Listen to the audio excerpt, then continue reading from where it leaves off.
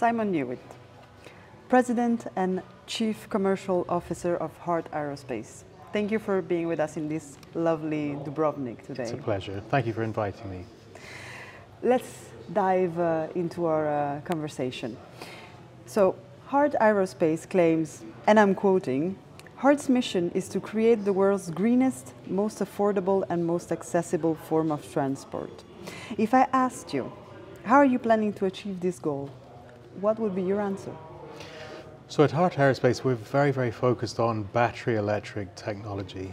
And with battery electric technology, you can achieve truly green credentials. In other words, the aspiration of flying with zero operational emissions can be achieved. The other great advantage of battery electric technology is that we can address one of the primary cost prohibitors of regional air transport, which is around the propulsion system. So the electric motors are much simpler to assemble, there'll be fewer parts, and all of this reduces the cost, which will make the whole aircraft a much more affordable aircraft. And when you have affordability, you have accessibility. So our laser focus is on delivering a hybrid battery electric product by the end of the decade. Your primary focus is on electrifying regional air travel. What brought you to focus on this market segment? So what we've been seeing is a huge evolution in technology driven by the automotive industry. And we firmly believe that by the end of the decade, the battery technology will be such that it can start to support commercially useful air transport application. So we feel in terms of bringing new technology to market in the quickest and most robust, I would say, manner, battery electric technology in this small segment of regional air transport is the way to go. Everything needs to start, so everything will start at the smaller end. If we look at what's happening in the world of electric aviation already, we already have an aircraft certified here in Europe, a two-seater aircraft. If you look at every year on year, the energy density levels of these batteries is only getting better and better, so the efficiency levels are going up. So by the end of the decade, when we're expecting to certify this product, we should have an aircraft that can offer airlines useful commercial range and therefore business opportunities. Airports need to remodel their infrastructure to be able to accommodate electric and hybrid electric planes. How are you cooperating with them to achieve this? Well, the airports are fundamental because you can develop the product, but if you don't have the infrastructure at the same pace or developing at the same pace, ready to accommodate the product, it won't work. So we've identified early on that it's very important to have a very collaborative approach with the airport community. We at Heart Aerospace, we have an advisory board where we bring in airlines, airports, other key stakeholders from the industry that all have an input into helping us design what needs to be technically viable and commercially feasible. So the airports form a very fundamental part of that. I think it's very important to also strive for the universal application. We don't want to create a Heart Aerospace customized specific charging device that every airport needs to then invest in a very specific and peculiar manner. We want to promote universal application, common standards across the industry, and having airports part of the discussion at this stage is vital. So we're very keen on working very closely with the airports, and we're finding that around the world you have various airport groups or airports in particular that are very progressive and are already spending a lot of time looking at how to make sure that they are ready for this technology that's inevitably coming. It's not as though that this technology may or may not happen. It will happen. And those airports that are sort of pioneering in their space are becoming increasingly thought leaders in the industry. And were there any points of view or things that we were not expecting from their inputs? The great news, and again, one of the reasons why we've focused on battery electric, is that the electrification of airports is already well underway. You go to any airport nowadays and you can see electrical ground equipment, buses, you see the charging infrastructure, the car parks are all geared towards electrification. So charging aircraft is just an extension of a path that's already underway. I think there's still questions and open areas to discuss around the charging infrastructure, exactly the whole subject of peak shaving when we're looking to consume a lot of energy for charging or recharging aircraft at the same time. You know, how we create perhaps energy storage systems on the airfield. So there's a lot of detail to be discussed, but generally speaking, the electrification is well underway. We all know that the electric aviation sector, it's in its nearly early stages of development. It is a challenging environment for business. What makes Heart Aerospace different, and what strategies does the company employ to maintain its leadership position and secure funding from the likes of Bill Gates? Yes, exactly. I mean, we need to be very credible. And I think the important thing is that we focused on a segment which is familiar. So 30-seat air transport exists. And actually, a few decades ago, it was much more popular than it is now. There was a lot of 19-seat, 30-seat aircraft flying around. So there is a familiarity of the segment that we're targeting. And if you look at the enablers, which is the use of the technology to reduce the costs, to accomplish the sustainability green credentials that we're targeting, we have an investor community that really supports and understands what we're trying to do. And I think it's very important as well to stress that this is not just a replacement exercise where, you know, we have a lot of old aircraft out there that are in need of replacement. This is actually creating markets. This is connecting dots. We have many airports around the world that don't have services. They don't have that community connection that they once had or have never had. And we believe that with this product, we'll allow local communities, local economies to flourish by allowing them to sustainably introduce services at this very small end with a very short range. So in terms of investor appeal, our story is quite compelling and it's easy to understand.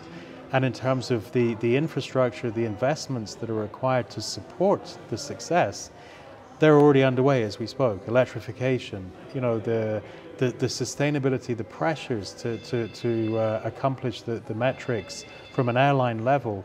And our aircraft very much fits in and supports a lot of the, or addresses a lot of the challenges that are out there. Mm-hmm. What do you think about the recent announcement from the Swedish Transport Minister that flight shame is over? And as a Swedish company, what evolution of societal acceptability of aviation are you noticing? Yeah, so one thing is to acknowledge that the flight shame is real. And in Sweden in particular, we saw a drop-off in domestic traffic because of people's reluctance to get on an aircraft. So we feel that what we're doing is going down the path of making aviation acceptable again. Aviation has become a sort of democratic right around the world. Everyone has a sense that they can get on an aircraft and go anywhere. So if we can again bring a democratic right under the a sort of green, with all the green credentials that this aircraft can offer, we want people to fall in love with aviation again. I mean, I think aviation causes very different emotions to different people, but you know, generally people are in awe of things that fly, and we want to make people love that. We don't want to make people feel ashamed to get on a plane. They should be proud to get on a plane. The great thing with the Nordic countries as well, there's a huge advance in all matters electromobility. So we're very focused on aviation, but if you look in the marine world, if you look at the road transport system, the uptake in EVs, the incentives that are given, the benefits, the encouragement to convert to a more green approach across the board, the Nordics are way out in front. They really do lead the world in this. So we really believe that we are going to be part of the solution again to make people feel comfortable to get back on board planes. And again, you know, we live in a very divisive world anyway. At any time, people can cancel each other. If there's ever a moment where people should come together and be connected, it's now. So we don't want to have a dirty option to do that. We want to have a clean option. And this option starts in the smaller end. It starts in the connecting of these remote communities, these small cities, where all the airport infrastructure already exists. So we feel that it's a very manageable task to do so, and that the population, increasingly as they become more informed, will welcome the idea. I think it's really important that you talk about flight shame, because quite often we don't pay enough attention to the consumers, and at the end of the day, these are the people that are going to, you know, make a product either successful or not. And we really believe that the consumer behavior is changing, and the consumer generally is much more informed about their choice, about what they're doing, about what kind of emissions are being produced from various technologies. So we can't underestimate the importance of that, and we can also just believe that if there are punitive taxes dished out to those polluting companies, that can somehow be passed on to the consumer, and the consumer will very, very happily just accept it and pay it. So we need to be mindful of the consumer. So we spend a lot of time identifying the trends, you know, paying attention to the new generations. You know, we need to be building this product for our generation and way beyond. This is for decades ahead. So, you know, we're proud, and we're quite proud to be in a country where flight shame originated. It's a challenge to us, and we're determined to meet the challenge. You're ready for it then? We are, yes, absolutely.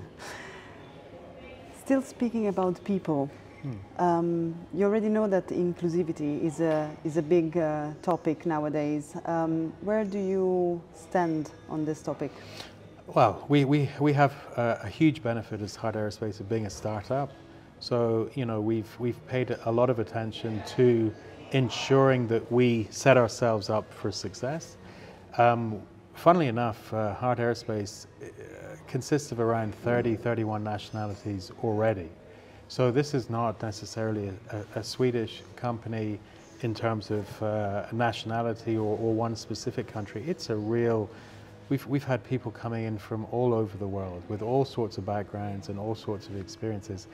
And we're very determined as well, because at the end of the day, going to your first question about how are we going to achieve the mission, it's people that are going to deliver us the success of this company or not. So we're spending a lot of time on building the framework, building those foundations to allow for an inclusive you know, environment where we're enabling all that talent, we're unleashing the potential of everybody that comes into the company, and we're channeling all that great experience and knowledge, and in some cases very recent knowledge, that we have youngsters, we have people that are a little bit older, we have all representation at Heart Aerospace, and we believe that if we can channel all that great energy and knowledge, we are going to set ourselves up for success.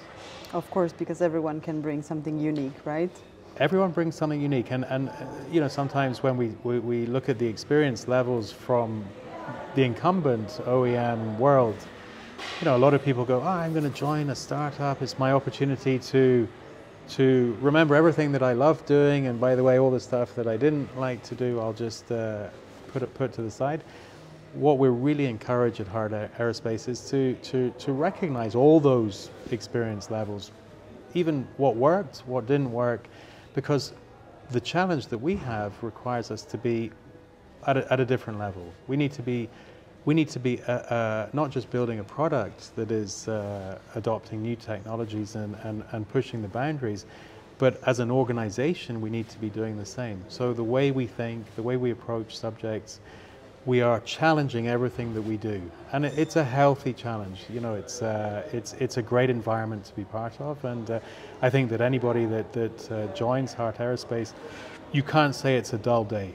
Every day there's something new, there's something exciting, and you know, this sense of togetherness to accomplish this mission is very powerful. Sounds like a great job, a great workplace. We're trying, yeah, but we're excited with all the ingredients and the elements that are contributing. Simon Newitt, thank you very much for your time, and thank you for being with us today. Thank you for your time, and it was a pleasure to be here.